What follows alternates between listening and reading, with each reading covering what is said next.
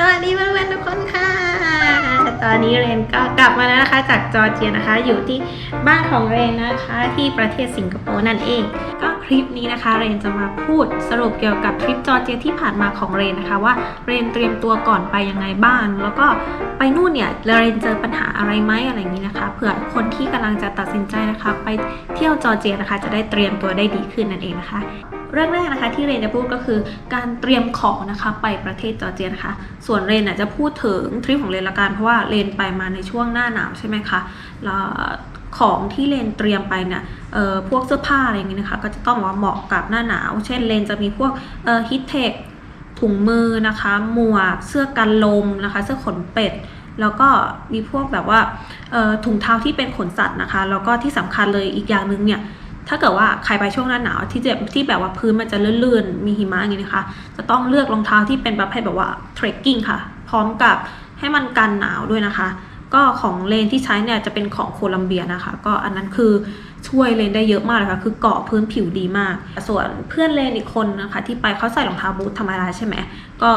เขาจะลื่นบ่อยมากเลยค่ะเวลาเขาเดินคือเขาจะลื่นบ่อยจริงๆแล้วก็อีกอย่างหนึ่งที่สำคัญเลยที่แบบว่าเอาจริงคืออันนี้ไม่เกี่ยวกับฤดูแหละที่ต้องเตรียมไปคือยาค่ะพวกยาแบบว่าสามัญประจำบ้านพวกแก้ไข้แก้แพ้อากาศใช่ไหมแล้วก็มีพวกแบบว่าสเปรย์ที่ฉีดพวกแบบว่าปวดเมื่อยกล้ามเนื้ออะไรอย่างนี้นะคะยาดมมีอะไรอีกอะพวกยาประจำตัวของแต่ละคนนะคะอันนี้ก็คือสำคัญมากแล้วประเด็นก็คือเวลาคุณพกไปนะคะควรจะพกใส่เป้ค่ะไม่ใช่ใส่ในกระเป๋าเดินทางแล้วก็โหลดไปเพราะว่าอย่างทริปที่ผ่านมานะคะก็คือแบบว่าขึ้นเครื่องบินปุ๊บไปเป็นอะไรไม่รู้ค่ะปวดท้องมันไม่เชิงปวดท้องแบบท้องมวนๆอ่ะสักพักหนึ่งนั่งอยู่ในเครื่องบินอย่างเงี้ย7 ชั่วโมงยังไม่ได้นอนเลยนะคะคือวิ่งไปอ้วกบนเครื่องบินแล้วคือยาพวกของเพื่อนแก้เมาเรือเมาอะไรของเขาเนี่ยก็คืออยู่ในกระเป๋าเดินทางกันหมดทุกคนเลยค่ะก็ทรมานมากทริปของเลนนะคะเพราะฉะนั้นเนี่ยอย่าลืมเอายาติดกระเป๋าเป้ขึ้นเครื่องไปด้วยนะคะแล้วก็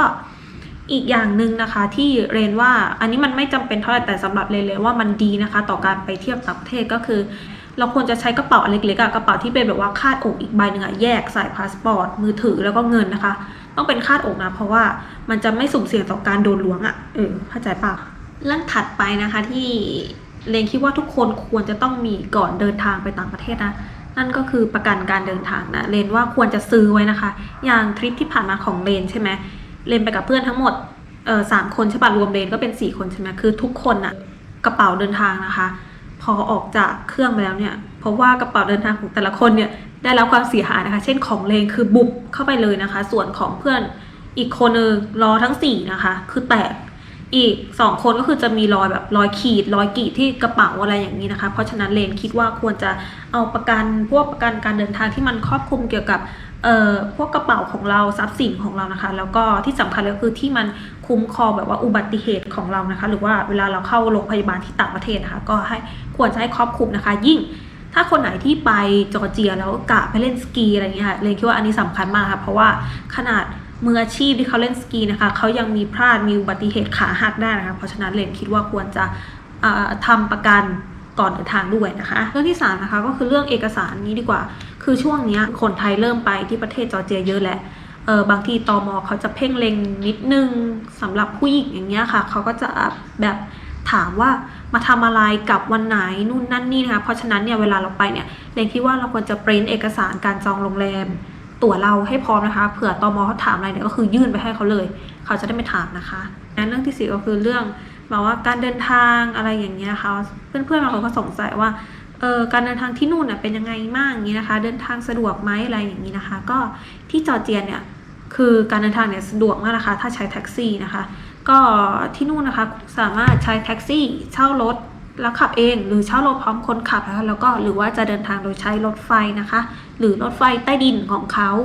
นะอันนี้ก็สะดวกมากๆเลยค่ะส่วนแท็กซี่นะคะให้เพื่อนๆโหลดแอปที่ชื่อว่า Bolt BOLT นะคะอันนี้ก็จะเป็นแอปของเขานะคะคือคล้ายๆกับ Grab บ้านเรานั่นเองก็ค่าแท็กซี่ที่นู่นถูกมากถูกกว่าประเทศไทยนะคะเพื่อนๆก็ไม่ต้องกลัวนะคะถ้าเกิดว่าบุ๊กไปไหนอะไรเงี้ยคือมันไม่แพงเลยสำหรับรถที่แบบว่าเช่าพร้อมคนขับเนี่ยอันนี้น่าจะเป็นในกรณีที่แบบว่าเพื่อนๆไปเมืองอื่นอย่างเลนเนี้ยเลนไปเมืองกูดาริใช่ไหมนั่นแหละเลนก็จะเช่าพร้อมคนขับนะคะแล้วก็ไปอันเนี้ยเวลาเช่าเนี่ยทางที่ดีให้เพื่อนๆหาคือถามหามากกว่า2 เจ้าขึ้นไปนะคะเพราะว่า อาจจะโดนแบบว่าโกงราคาได้ให้เพื่อนๆก็ดูเอานะคะว่าเจ้าไหนถูกสุดก็เอานั่นแหละแล้วก็อย่างของเลนรอบแรกที่ไปจากทับบิลิซี่ใช่ไหมไปกูดาโอริใช่ไหมก็เขาเรียก250อะแล้วอันนั้นคือแบบเลนไม่ได้ไปหาเจ้าอื่นอะก็คือเหมือนขี้เกียจแหละก็เลยแบบตอบตกลงไปสรุปก็คือเลนไปถามอีกเจ้านึงนะคะตอนหลังจากนั้นนะเขาบอกว่า250คือแพงนะที่จริงมันควรจะประมาณ150นะอะไรอย่างนี้นะคะส่วน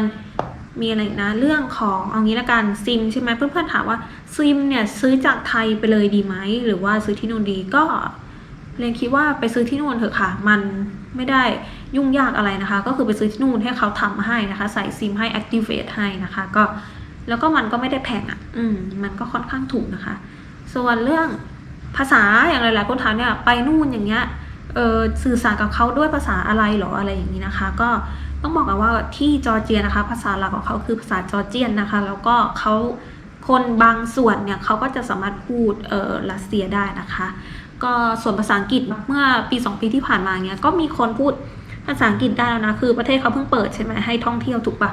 ก็จะมีคนแค่บางส่วนนะคะที่เขาสามารถพูดภาษาอังกฤษได้นะคะเช่น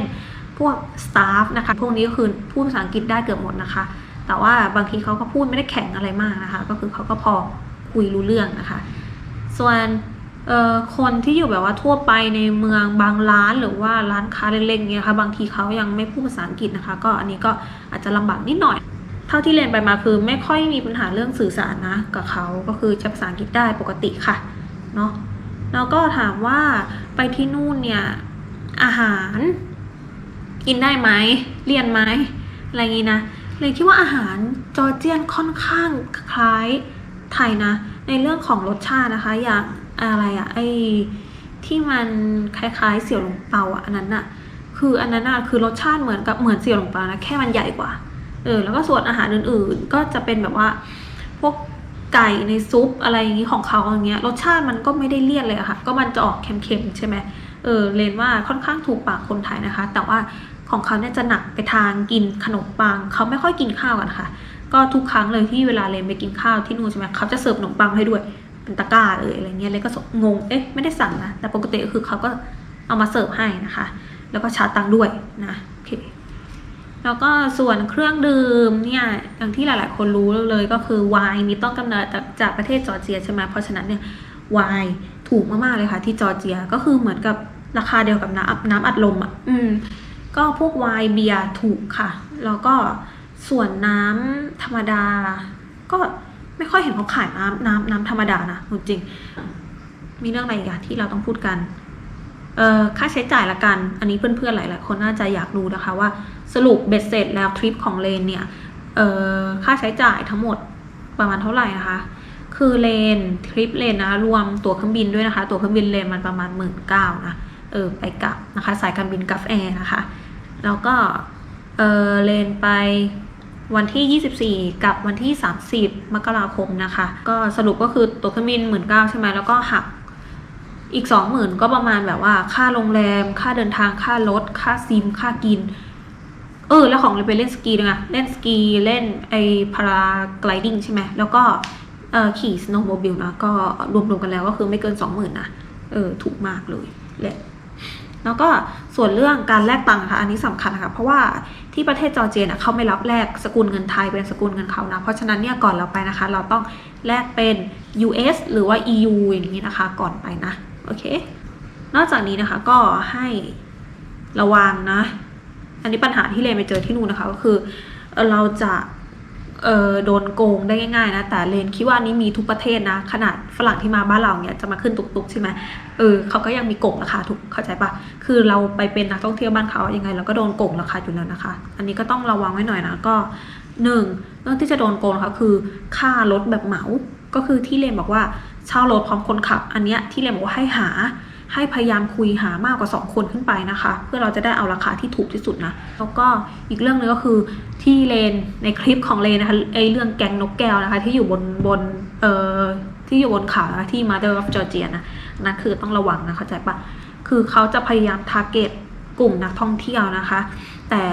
เขาจะไม่แตะเนื้อต้องตัวผู้หญิงนะส่วนใหญ่แล้วคือเขาจะจู่โจมแบบว่าผู้ชายมากกว่าผู้ชายที่ว่าดูแบบ ตัวเล็กๆกว่าเขาอะเข้าใจปะที่ดูหน่อมแนมอะไรเงี้ยเพื่อนเลนก็โดนไปเรียบร้อยนะก็ระวังนะแกงนกแก้วกับลิงนกยูงนะคะอันนั้นคือมีเยอะนะไม่ได้มีเฉพาะที่ Mother of Georgia นะคือมีข้างล่างก็มีที่ไหนก็มีไอเมืองมาสเกตตาก็มีนะเพราะฉะนั้นก็ต้องระวังนะคะเลนว่าก็ประมาณนี้ไหมก็ประมาณนี้เนาะเลนว่าคิดว่าไม่น่าจะมีอะไรแล้วนะคะก็เลนค่อยมั่นใจถ้าเกิดว่าใครยังมีคำถามอะไรนะคะที่อยากจะถามเลนก็คือให้คอมเมนต์แล้วกันคอมเมนต์ใต้คลิปของเลนนะคะเดี๋ยวเลนจะมาพิมพ์ตอบให้แล้วกันเนาะเพราะเลนไม่มั่นใจว่ายังมีอะไรที่เลนตกหล่นไปไหมนะคะวันนี้เลนคิดว่าน่าจะจบแล้วไม่มีอะไรแล้วก็ใครชอบเลนคลิปเลนนะคะช่วยกันกดไลค์กดแชร์นะคะแล้วก็ช่วยกันกด subscribe ให้เลนด้วยนะก็รอบหน้าเลนจะพาไปเที่ยวไหนก็เดี๋ยวรอดูนะคะก็วันนี้ไปแล้วบ๊ายบายค่ะ